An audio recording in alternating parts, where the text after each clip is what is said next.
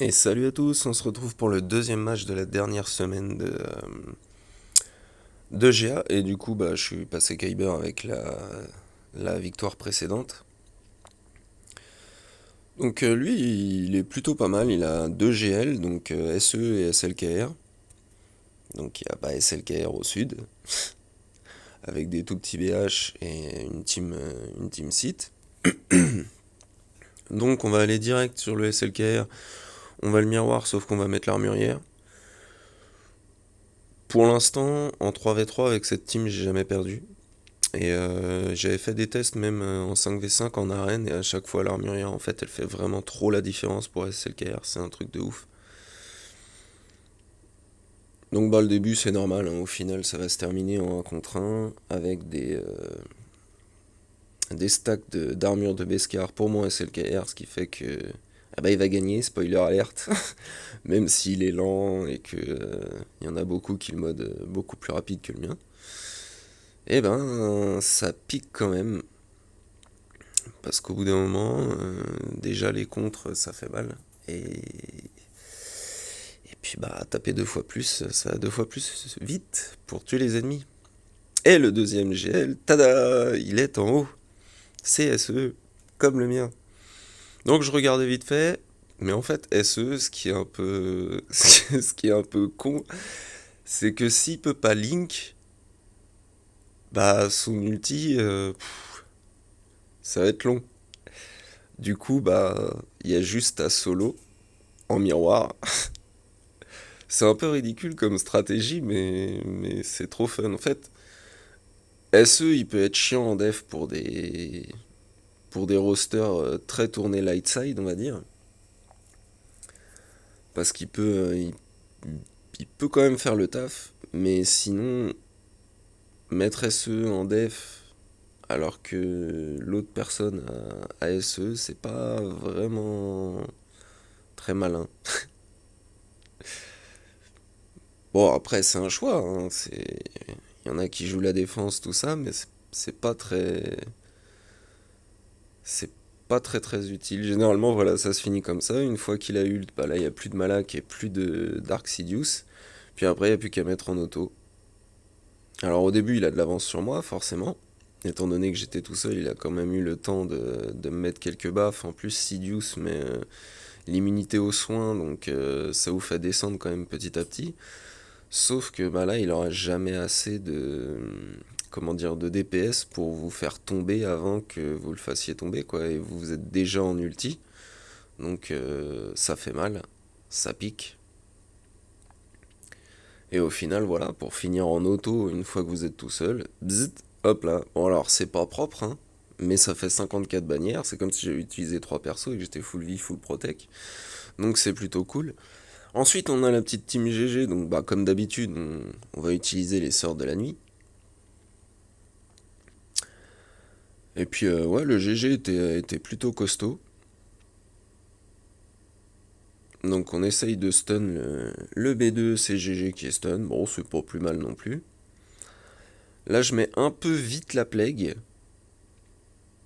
avec le zombie.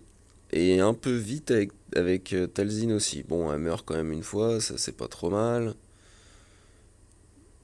Mais les stacks du B1 ils descendent vraiment vite. Et là, le fait que GG aille 2 fois de suite sur Daka, c'est pas très bon. Bon, le B1 est tombé, il arrête toute ma team.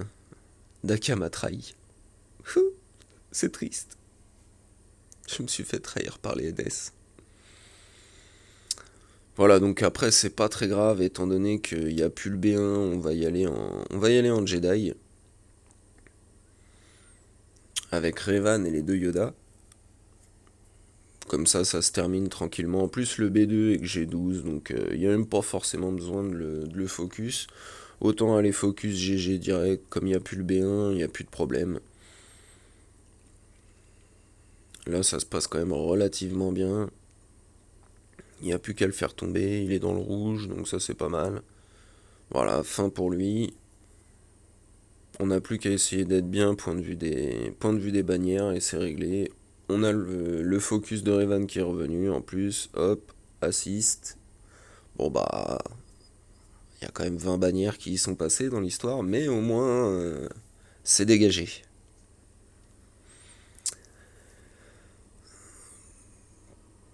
En gros, c'était les trois teams les plus chiants, quoi. Les deux GL, GG, pour l'instant, de ce qu'on voyait, c'était un peu les trucs les plus pénibles.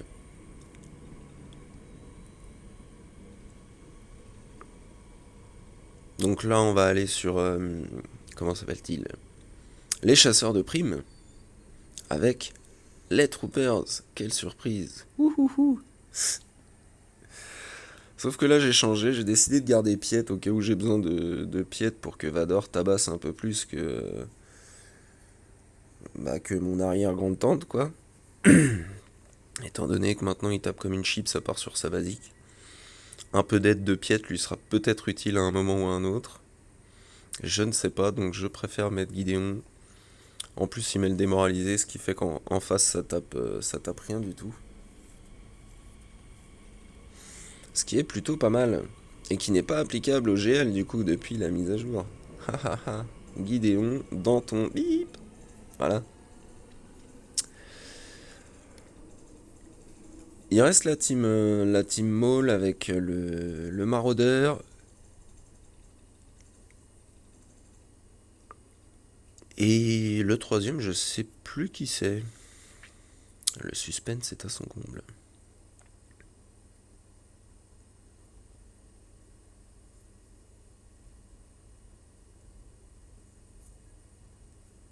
Du coup, on va en profiter en plus pour utiliser donc Vador, Piet et le Range Trooper.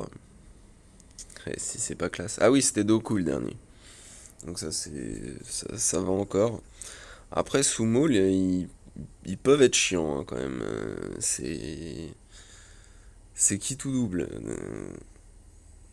Quand ils esquivent un peu, ils gagnent du TM. En plus, le maraudeur est chiant. Faut pas le faire en. Cette team, faut pas la tenter en Troopers. J'ai failli me faire avoir une fois. Le maraudeur devient beaucoup trop violent, les troopers lui font rien en plus, donc c'est absolument affreux. Et derrière, on a quand même de la JTR, on a de l'ANS. Alors, c'est pas super up, mais c'est des bonnes teams, quoi. Donc, bah, comme d'hab, hein, on commence par les petits géonosiens. Un petit Houtini dans leur gueule. Donc là, voilà, ils font leur délire. L'ingénieur et le pillard sont fufu, donc ils sont obligés de focus Nebit. En plus, on remet le taunt. Bon, là, il a dispel. Boum. Allez, 52 bannières impeccables. On est nickel.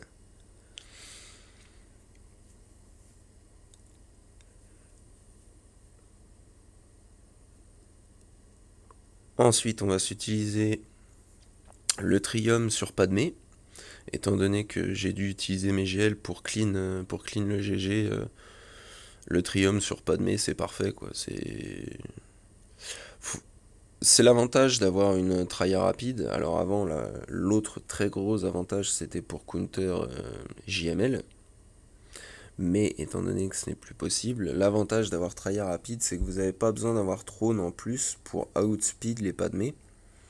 Moi, ma tryhard, elle est à 303, je crois. Et du coup, il y a pas mal de Padmé qui sont en dessous. Il y en a aussi une bonne partie qui sont au-dessus. Hein. Mais quand vous arrivez à outspeed, au moins vous n'avez pas besoin de trône. Sinon, le truc en 3v3, comme ça tape pas trop, si votre trône il est relique, bah vous remplacez juste Sion par trône. Vous faites un swap de TM avec Traya, isolation sur Padmé, et après fracture, si vous voulez, vous pouvez même fracture Anakin au début, étant donné que GK va pas taunt, avant que vous fracturiez Anakin, pardon. Et du coup, ça passe tout seul.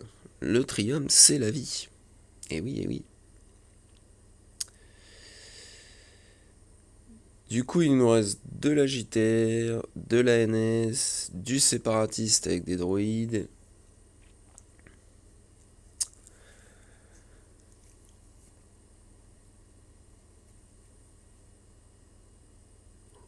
Mais je ne sais plus sur quel team nous sommes partis. Ah bah voilà.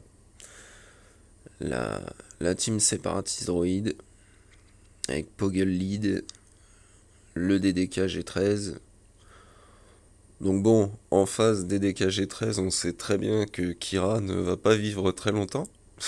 Même si elle a failli le plier, Nest s'en occupe, ça c'est pas mal. Et puis après, au final, comme je vois qu'ils ont perdu leur principal DPS, bah j'ai mis en auto, quoi, juste. Et puis ça fait 54 bannières, impeccable. Les vauriens. Alors du coup, par contre, contre les NS, il va nous rester une bonne option, ça va être Watt et sa technologie des armes, même si elle tape plus très fort. Elle empêche le revive. Donc comme j'ai déjà utilisé mes troopers, j'ai déjà utilisé Revan, j'ai déjà utilisé le Trium, eh ben ça reste pas trop mal parce qu'en plus on peut dispel la zombie, donc on peut aller focus les deux autres, Daka et Asajj. Et puis bah l'espion en relique 4, même avec des modes pourris, étant donné que je lui ai pas mis des modes de fou, c'est quand même pas trop mal. Donc on va se tenter ça, un petit alpha, espion et Watt. Technologie des tanks sur la brute. Comme ça on n'a pas de problème. Et après, bah c'est juste le temps de tuer Daka qui est assez pénible. Parce qu'elle a quand même de la vie, la dame.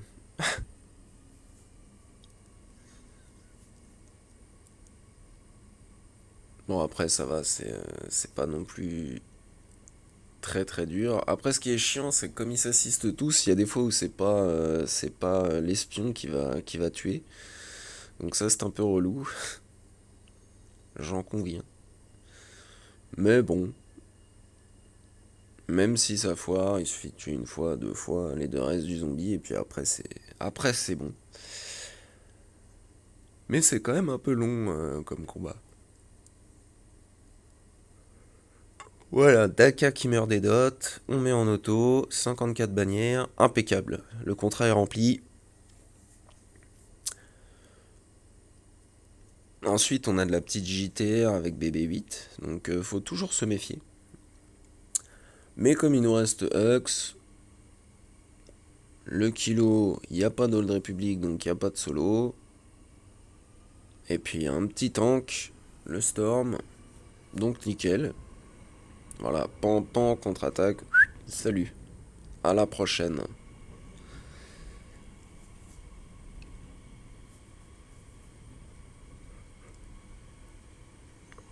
Et puis là, bon, bah, on met en auto, hein, parce qu'il n'y a pas vraiment moyen de perdre ou de gagner. J'arriverai pas à récupérer les bannières de protection.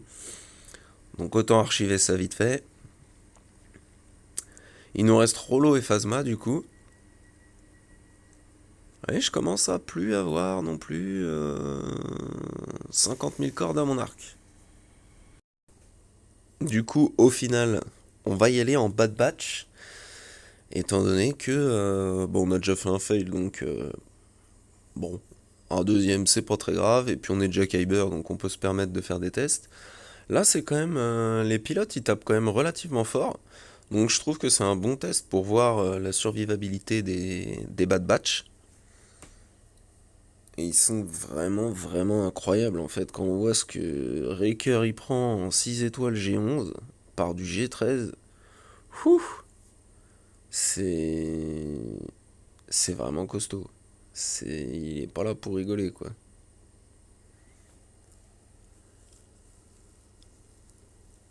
C'est de la boucherie, honnêtement.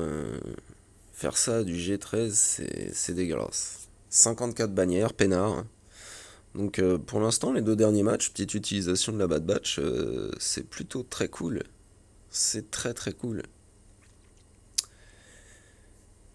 Et puis bah, pour le dernier, on va se faire un petit kiff, on va encore utiliser Savage, parce que Savage c'est la vie, pour le petit finish.